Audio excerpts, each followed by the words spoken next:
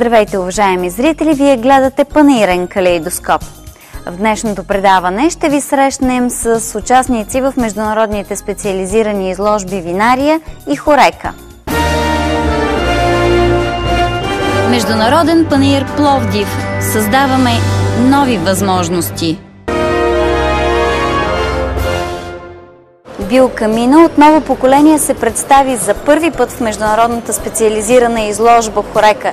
Тя предизвика изключителен интерес от страна на посетителите. Какво представляват тези камини, които представяте тук на Хорека? Това са биокамини от ново поколение. Изключително атрактивни са. Могат да бъдат в най-различен дизайн.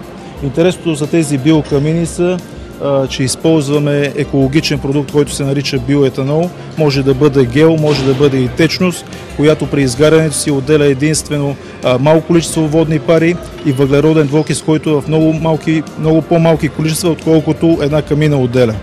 Къде се използват тези биокамини? В жилища? Намира много широко приложение. Може да бъде прекрасно интериорно допълнение към всеки един дом, офис, хотел, ресторант. Изобщо много широко приложение намират.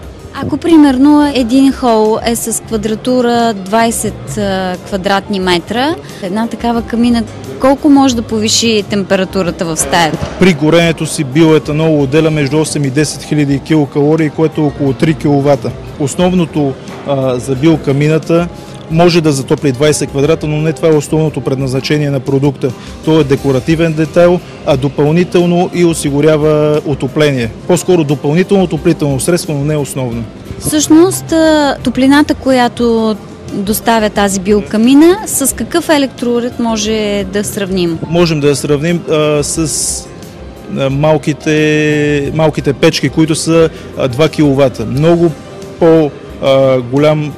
голямо отопление би осигурило от тази малка печка. Къде са разпространени вече вашите биокамини? Изключително голям хит са в скандинавските страни и Германия. Все още не са познати толкова широко на нашия пазар, но ще ги наложим. Изключително атрактивни са, както виждате, така че мисля, че няма да имаме проблеми с налагането на продукта. А този биоетанол от какво се произвежда? Продукта се произвежда от целулозна биомаса, от селскостопански култури, просо, пшеница, царевица.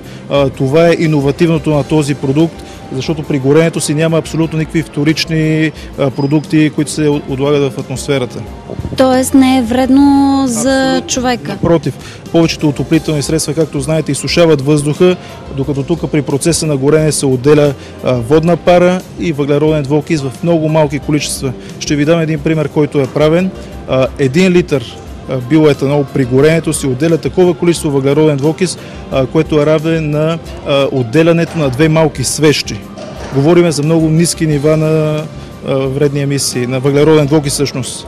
А 1 литър биоетанол за колко време, колко часа стига? Разхода на суровината е между 2 и 4 часа, в зависимост от корекцията на самата горивна камера.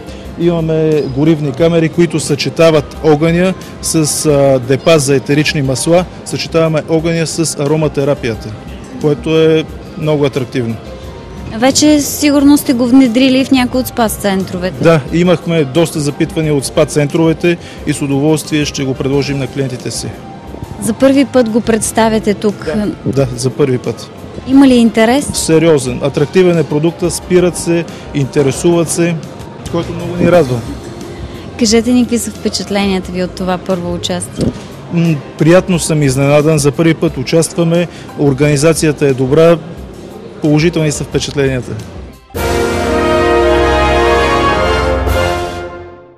Гледайте и следващото ни предаване, в което ще ви запознаем с участници в международната специализирана изложба Винария, която се проведе в Международен панаир Пловдив. Благодаря ви, че избрахте панаирен калейдоскоп и Нова българска телевизия.